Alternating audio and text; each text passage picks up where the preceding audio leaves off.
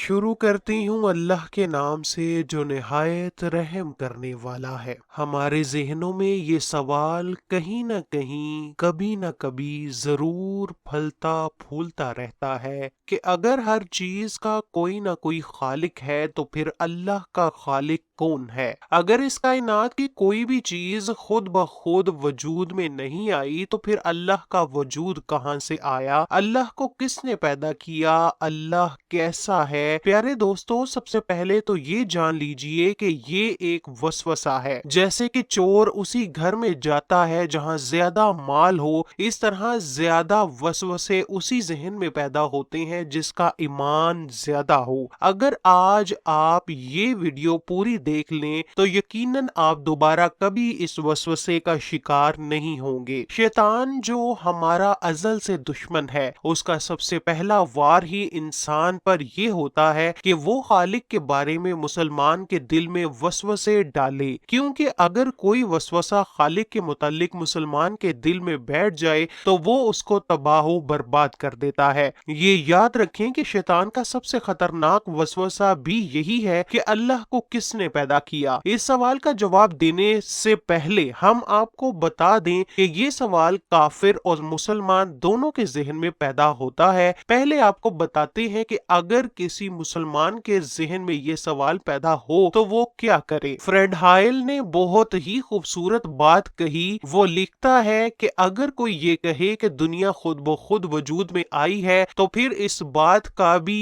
इम्कान है कि किसी दिन तेज हवा चली और हवाई जहाज इजाद हो गया। इसी तरह सर रिचर्ड लिखता है कि अगर ये मान लिया जाए कि जहाज खुद ब खुद नहीं बन सकता तो फिर खुदा का वजूद कहां से है, उसका भी कोई खालिक है। अब ये सवाल अगर तो मुसलमान के जहन में आए तो मुसलमान क्योंकि नबी करीम सल्लल्लाहु अलैहि वसल्लम की पैरवी करते हैं तो फिर आइए उन्हीं की अहादीस से उसका जवाब तलाश करते हैं। मुस्लिम की हदीस नंबर 134 है कि रसूलुल्लाह सल्लल्लाहु अलैहि वसल्लम ने फरमाया, हमेशा ही लोग एक दूसरे से सवाल करते रहेंगे कि अल्लाह ने हर चीज को पैदा किया तो फिर अल्लाह को किसने पैदा किया। तो जो शख्स ऐसा अपने जहन में पाए तो वो ये कहे मैं अल्लाह पर ईमान लाया। इसी तरह मुस्निद अहमद की हदीस है कि हुजूर सल्लल्लाहु अलैहि वसल्लम ने फरमाया कि जब किसी के पास शैतान आकर पूछता है कि आसमान को किसने पैदा किया तो वो जवाब देता है कि अल्लाह ने। फिर शैतान पूछता है कि जमीन को किसने पैदा किया तो वो कहता है अल्लाह ने। यहाँ तक कि शैतान ये सवाल करता है कि अल्लाह को किसने पैदा किया। बस अगर तुम में से किसी के दिल में ये सवाल आए तो फौरन पढ़ो, यानी मैं अल्लाह और उसके रसूल पर ईमान लाता हूँ। एक दफा सहाबा इकराम में से कुछ लोग नबी सल्लल्लाहु अलैहि वसल्लम की खिदमत में हाजिर होकर अर्ज करने लगे कि हम अपने दिलों में कुछ ख्यालात ऐसे पाते हैं कि अल्लाह को किसने पैदा किया और वो कैसा है और किस चीज से है, और इस तरह की और चीजें कि जिनका बयान करना भी मुश्किल है, इसलिए कि हमें मालूम है कि ये कभी बातें हैं और इनमें से कोई चीज भी ऐसी नहीं है कि हम इस पर एतकाद रखें, बल्कि हम जानते हैं कि अल्लाह कदीम है, अजल से है, हर चीज का खालिक है, मखलूक नहीं है। तो ऐसे ख्यालात जो हमारे दिल में आते हैं उनका क्या हुक्म है। तो आप सल्लल्लाहु अलैहि वसल्लम ने ये जवाब दिया कि ये तो सरीह ईमान है, इसलिए तुम इस वसवसे को दिल में पाने के बाद झिड़क देते हो और इसको बुरा समझते हो तो ये तुम्हारे ईमान की अलामत है। अहदीस का हासिल ये है कि जब भी मुसलमान इस वसवसे का शिकार हो जाए तो उसको दिल में दबा कर ना रखे, बल्कि फौरन इकरार करे कि मैं एक अल्लाह और उसके रसूलों पर ईमान लाता हूँ और शैतान मरदूद से अल्लाह की पनाह चाहता हूँ। बाज़ अहादीस में बाएं तरफ 3 दफा थूकने और सूरतुल इखलास पढ़ने की भी तलकीन की गई है। ये सारी बातें तो थीं एक मुसलमान के लिए। अब अगर किसी मुसलमान से कोई काफिर या मुशरिक या फिर कोई अकल प्रस्त ये सवाल करे कि इस दुनिया की कोई भी चीज बगैर खालिक के खल्क नहीं हुई तो फिर अल्लाह कैसे तख्लीक हुआ, अल्लाह को किसने पैदा किया। अब मुसलमान अगर किसी काफिर को कुरान या सुन्नत से कोई जवाब देगा तो वो बेसूद موجود ہوگا، کیونکہ وہ تو قرآن و سنت کو مانتے ہی نہیں۔ اس لیے پیارے دوستو، ہم کافر، مشرک اور عقل پرست سے کہیں گے کہ تمہارے سوال میں نقص ہے۔ سوال اس لیے ناقص ہے کہ اگر بالفرض یہ مان لیا جائے کہ اللہ کو کسی نے پیدا کیا، تو پھر سوال یہ پیدا ہو کہ اللہ کو پیدا کرنے والے کو کس نے پیدا کیا، اور پھر پیدا کرنے والے کے خالق کو کس نے پیدا کیا۔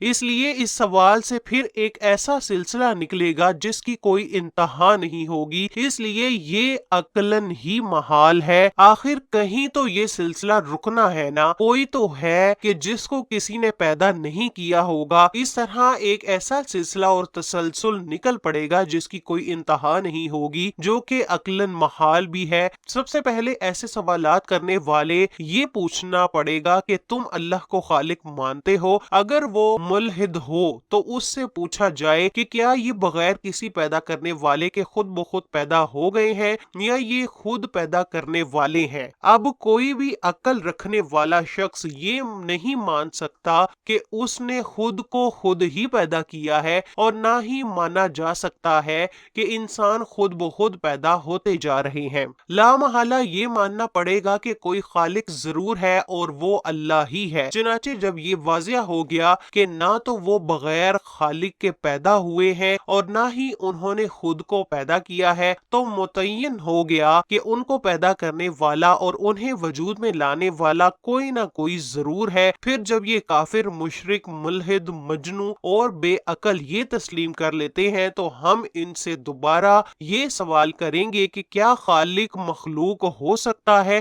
ہرگز نہیں، کیونکہ اس سے اجتماع نقیدین لازم آئے گا۔ ہم مزید کہہ سکتے ہیں کہ خالق کے سلسلے میں اصل وجود ہے، کیونکہ اگر عدم اصل ہوتا تو وہ کائنات کو پیدا نہیں کر سکتا تھا، جیسا کہ گزشتہ سطور میں بیان کر دیا گیا ہے کہ معدوم کو خود پیدا کرنا ہی محال ہے، اگرچہ یہ کہ وہ کائنات کو پیدا کرے۔ لہٰذا جب خالق کے سلسلے میں اصل وجود ہے تو اس کے سبب وجود اور اس کی خلقت کے بارے میں سوال کرنا ہی سرے سے باطل ہے۔ اسی طرح اللہ رب العزت کی ذات ازلی ہے اور اس کا وجود اس کی ذات سے کبھی جدا نہیں ہو سکتا۔ اسی طرح اگر ہم کہیں کہ ہر چیز کا کوئی نہ کوئی خالق ہے، چنانچہ کائنات کا کوئی خالق ہے، پھر اس کائنات کو پیدا کرنے والے کا کوئی خالق ہے، پھر اس کے پیدا کرنے والے خالق کا کوئی خالق ہے، پھر اس کے پیدا کرنے والے خالق کے خالق کو بھی کوئی پیدا کرنے والا ہے، تو یہ سلسلہ چلتا رہے گا اور کبھی ختم نہیں ہوگا۔ اور اس تسلسل سے یقینی طور پر لازم آئے گا کہ کائنات کا کوئی خالق ہی نہیں، کیونکہ جب ہم یہ کہیں کہ کائنات کو پیدا کرنے والے کا بھی کوئی خالق ہے، تو اس سے اس کا مخلوق ہونا لازم آئے گا، اور جو مخلوق ہو